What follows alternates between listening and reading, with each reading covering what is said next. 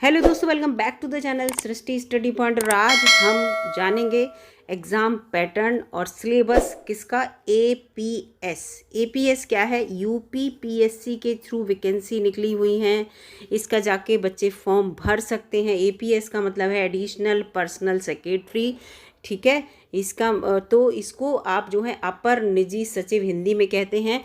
और इसकी वैकेंसी है 328 के लगभग। आप फॉर्म भर सकते हैं अगर आपने जो है ग्रेजुएशन कर रखा है। इसके साथ साथ आपको टाइपिंग और शॉर्ट हैंड भी आती है।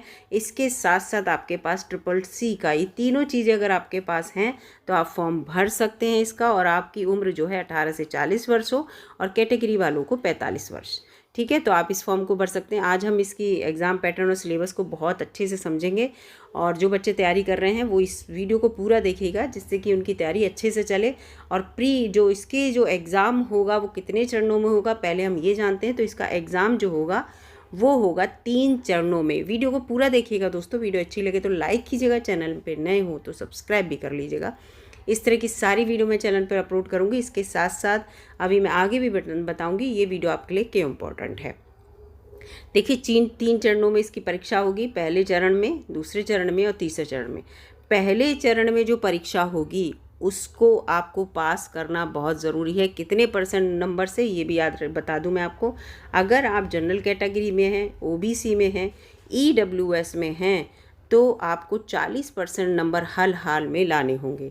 अगर आप एससी में हैं, एसटी में हैं तो आपको 35% नंबर हर हाल में लाने होंगे। तो आप पास माने जाएंगे प्रथम चरण में। तब आप दूसरे चरण में पहुंच पाएंगे, ठीक है। और पहुंचेंगे भी तब जब आप जो हैं अच्छे मार्क्स लेके आएँ। और इन्होंने कहा है कि जितनी सीट्स हैं पहले चरण में हम उन बच्चों को बुलाएंगे पहले चरण के बाद दूसरे चरण में। कितने? 15 गुना। आप 15 गुना में फंस रहे हों, ठीक है। इतने अच्छे मार्क्स हों कि जो ये 328 का 15 गुना लगा लीजिए। उन बच्चों में अगर आप फंस रहे हैं, आपकी अच्छी रैंक आई है तो आप दूसरे चरण में जाएंगे, अदरवाइज़ नहीं जाएंगे, अदरवाइज़ रोक दिए जाएंगे। फिर दूसरे चरण के पास होने के बाद बच्चे तीसरे चरण में जाएंगे। और लास्ट में तीनों चरण की, पहला चरण प्लस दूसरा चरण प्लस तीसरा चरण, तीनों चरण की मिलकर आपकी मेरिट बनेगी।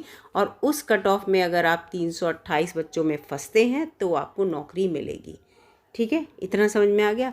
तो यहाँ पर ये देखिए, मैं आपको बता दूँ प्रथम चरण की जो परीक्षा है वो 150 अंकों की होगी। 3 घंटे का आपको समय मिलेगा। और इसमें 3 चीज़ें आपकी आएंगी। एक सामान्य ज्ञान आएगा, सामान्य हिंदी आएगी और कंप्यूटर। 3 चीज़ें आएंगी और तीनों 50-50 नंबर की आएंगी। ये मैं बता दूँ तो तीनों को मिला के हो गए आपके 150 नंबर। सामान्य ज्ञान में 50 अंक, ठीक है।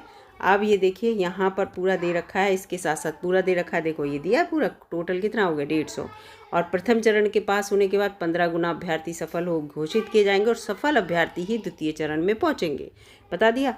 अब द्वितीय चरण की परीक्षा देख लीजिए। द्वितीय चरण की परीक्षा में क्या होगा? टाइपिंग, यानी कि आपका जो है शॉर्ट हैंड और उसके साथ साथ आपकी टाइपिंग आपको आती हो। तो हिंदी में शॉर्ट हैंड में ये 75 अंकों की होगी। और इसके साथ इंग्लिश जो कंप्यूटर की टाइपिंग होगी वो आपकी होगी 25 अंकों की, ठीक है। 1.5 घंटे का टाइम मिलेगा और 100 अंकों का पेपर होगा, बता दिया, 75 और 25।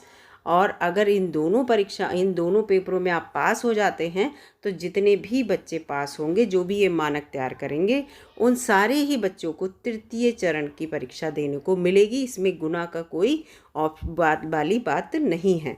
तो यहाँ पर आपको टाइपिंग, शॉर्ट हैंड जो मैंने बताया वो आनी चाहिए, कंप्यूटर का ज्ञान होना चाहिए। इसके साथ तीसरे चरण में है कंप्यूटर का प्रैक्टिकल होगा आपका, जो होगा 50 नंबर का। 1 घंटे का पेपर होगा, कंप्यूटर का प्रैक्टिकल होगा वो आपका।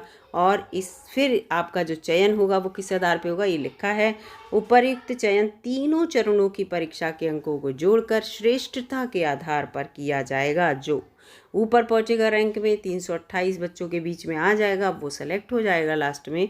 और जो बाहर भले ही चाहे तीनों चरण पास कर लिए हों, लेकिन अगर 328 की रैंक में नहीं आए तो आप जो हैं पास नहीं माने जाएंगे। अब हम देख ले, अब मैंने आपको पूरा बता दिया किस तरह की परीक्षा होगी। अब हम आ जाते हैं सिलेबस पर। सिलेबस में जो प्रथम चरण की परीक्षा होगी उसमें आपको बता ही दिया है मैंने, 3 चीज़ें आएंगी, सामान्य ज्ञान, सामान्य हिंदी और कंप्यूटर ज्ञान।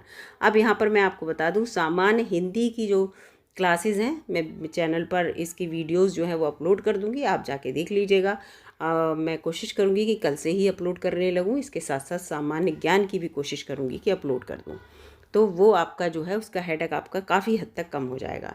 अब सामान्य ज्ञान में शब्द संक्षेप, ये संक्षेप जो है ये आपको आएंगे। शब्द संक्षेप का मतलब क्या है, शॉर्ट रूप में आपको शब्द दिए जाएंगे, उनकी फुल फॉर्म आपको लिखनी होगी, ठीक है। तो ये चीज़ें यहाँ पर आएंगी।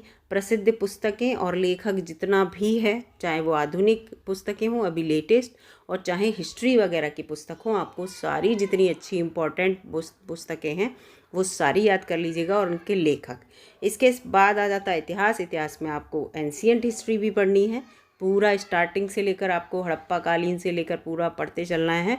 और फिर मध्यकालीन में आ जाना है, दिल्ली सल्तनत वगैरह सब मध्यकालीन में ये मुग़ल वगैरह आते हैं। फिर आधुनिक भारत में आप आ जाएंगे, ये जो अंग्रेज़ों का ज़माना था, गांधी का ज़माना था, ये सब तो पूरा आपको यहाँ तक पढ़ना है, ठीक है। प्राचीन से लेकर मध्य आधुनिक भारत के संदर्भ में सब कुछ यहाँ पर आपको पढ़ना होगा। 50 अंकों का है, मायने रखता है और काफ़ी आपको अच्छे से पढ़ना होगा। साइंस आएगी पूरी। साइंस में आपको पता है क्या आएगी, बायो भी होगी, याद रखिएगा। इसमें फिज़िक्स भी होगी, केमिस्ट्री भी होगी, ठीक है। ये सब साइंस में आते हैं। तो ये तीनों चीज़ें साइंस के अंतर्गत आएंगी, आपको ये पढ़नी होगी। लेकिन ये थोड़ा 10th लेवल तक ही आती हैं, ज़्यादा में ज़्यादा 12th लेवल तक। भूगोल में उत्तर प्रदेश के परिप्रेक्ष्य में और भारत के परिप्रेक्ष्य में आपको पढ़ना है। इसमें फ़ायदा यह है कि वर्ल्ड के परिप्रेक्ष्य में आपको जो है ज्योग्राफी नहीं पढ़नी है, ये एक अच्छी बात है इसमें, ठीक है। भारत का पूरा संविधान पढ़ना है, संविधान से रिलेटेड वीडियो चैनल पर हैं, आप जाके देख सकते हैं। और भारत के संविधान में सब कुछ आ जाएगा, प्रस्तावना से लेकर सब कुछ, मूल अधिकार, मूल कर्तव्य, उसके साथ साथ नागरिकता से बहुत कम क्वेश्चन आते हैं, वैसे मूल अधिकार से बहुत आते हैं, कर्तव्य से बहुत आएंगे, और DPSP से आते हैं, राष्ट्रपति वगैरह से आ जाएंगे। तो ये क्वेश्चन हमारे बहुत आते हैं। और सारे संविधान संशोधन वगैरह ये सब पढ़ लीजिएगा। खेल जगत पूरा पढ़ लीजिएगा बहुत अच्छे से, उसमें क्रिकेट को, और इसके साथ साथ जो बच्चों ने, जो अभी जितने भी हमारे खिलाड़ी हैं उनने पदक जीते हैं, वो सारे पढ़ लीजिएगा अच्छे से, क्योंकि क्वेश्चन जब खेल जगत लिखा है तो अच्छे से क्वेश्चन आएंगे। महत्वपूर्ण जो भी नगर हैं, स्मारक हैं, इमारतें हैं, यूनेस्को की धरोहर हैं जो बनाई गई हैं, ये सब चीज़ें जो हैं उत्तर भारत और उत्तर प्रदेश दोनों के परिप्रेक्ष्य से आएंगी, तो इनको भी अच्छे से पढ़ना है आपको। फिर ये आ गया महत्वपूर्ण राष्ट्रीय और अंतर्राष्ट्रीय घटनाएं। इसका मतलब ये हो गया हमारा करंट अफेयर, ठीक है। ये करंट अफेयर नेशनल और इंटरनेशनल दोनों लेवल पे आएगा आपके, ठीक है। इस चीज़ को दिमाग में रखिएगा। और इसके बाद आ गई अंकगणित कक्षा 8 तक के स्तर की, तो इसको सरल मत समझिए, 8 तक में सब कुछ है अंकगणित में, आप एक बार बुक उठा के देखिए। इसके बाद आ जाते हैं, ये हो गया 50 नंबरों का आपका सामान्य ज्ञान। अब आ जाते हैं हिंदी पर 50 अंकों की। इसमें आप अच्छे नंबर बना सकते हैं, क्योंकि इसमें केवल 7 टॉपिक दिए हैं। एक तो अपठित गद्यांश आएगा, प्रश्नोत्तर आएंगे, अपठित गद्यांश का शीर्षक आएगा, ये तो आप नहीं पढ़ेंगे तो भी इसके क्वेश्चन आप कर देंगे। पत्र आएंगे, और कार्यालयी जो विभिन्न प्रकार के पत्र होते हैं, पूरे जो कार्यालय ज्ञाप है, और इसके अलावा बहुत सारे कार्यालय के पत्र होते हैं, है ना। तो औपचारिक अनौपचारिक पत्र, इस तरह से सारे पत्र आपको यहाँ पर ये पढ़ने होंगे, किस प्रकार के, इससे रिलेटेड क्वेश्चन। वैसे वीडियो भी यहाँ है एक, आप जाके देख सकते हैं। मुहावरे आएंगे, लोकोक्तियाँ आएंगी और उनका प्रयोग, ये तो कॉमन होगा आपके लिए, क्योंकि ये बहुत से मुहावरे लोकोक्तियाँ हम लोग अपनी नॉर्मल भाषा में भी बोलते हैं। अनेक शब्दों का एक शब्द, ये इम्पॉर्टेंट है बहुत, इसको अच्छे से पढ़ लीजिएगा। वाक्यों में शुद्धिकरण बहुत इंपॉर्टेंट है, इसमें बच्चे बहुत कंफ्यूज होते हैं।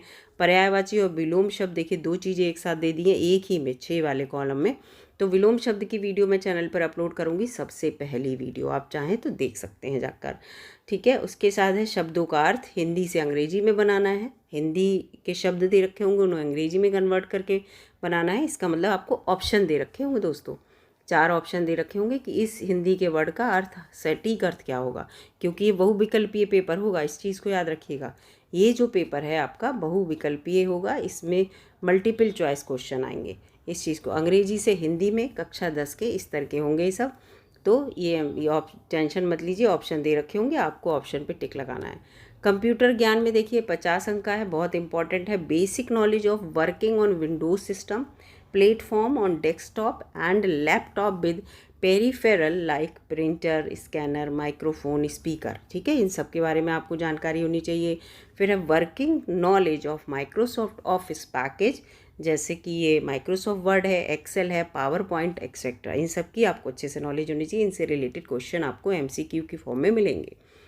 Convergent in the use of www, ये इसकी फुल फॉर्म भी आ सकती है। www की आती है world wide web and popular websites जैसे हैं, रेलवे के लिए है, एयर रिजर्वेशन के लिए है, सर्च इंजन्स होते हैं जैसे गूगल है, इन्फॉर्मेशन वेबसाइट्स होती हैं, विकीपीडिया है, इन सब के बारे में अच्छी नॉलेज होनी चाहिए। फिर है वर्किंग नॉलेज ऑफ ईमेलिंग कैसे होगी, उनको सेंड कैसे करेंगे, सेंडल वे अटैचमेंट के साथ कैसे सेंड करते हैं, reading, saving, printing, maintaining address books etcetera, इन सब के बारे में आपको नॉलेज होनी चाहिए अच्छे से। फिर 5वां है working knowledge of preparation of presentations, कैसे प्रिपेयर करते हैं, इन सब की नॉलेज ये इसमें सब दे रखा है। तो यहाँ पर ये देखिए पूरा प्रेजेंटेशंस, और इसके बाद ये देखिए पूरा इसका फिर और पॉइंट है अभी यहाँ पर, ये है देखिए ये दे रखा है यहाँ पर, ये पावर पॉइंट PDF वगैरह की आपको नॉलेज हो, और डिफरेंट स्टाइल के एनिमेशन करने की आपको नॉलेज होनी चाहिए कंप्यूटर से। तो ये फिर ये आपका पूरा प्रथम चरण की जो परीक्षा थी उसका सिलेबस है।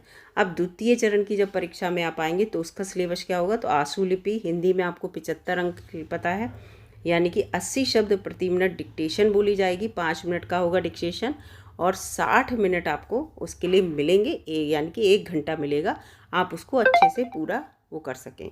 कंप्यूटर टाइपिंग हिंदी में केवल 5 मिनट आपको मिलेंगे, और 25 अंकों का ये होगा, 5 मिनट में आपको टाइप करके दिखाना होगा, ठीक है। 25 शब्द जो हैं वो उनसे रिलेटेड होगा।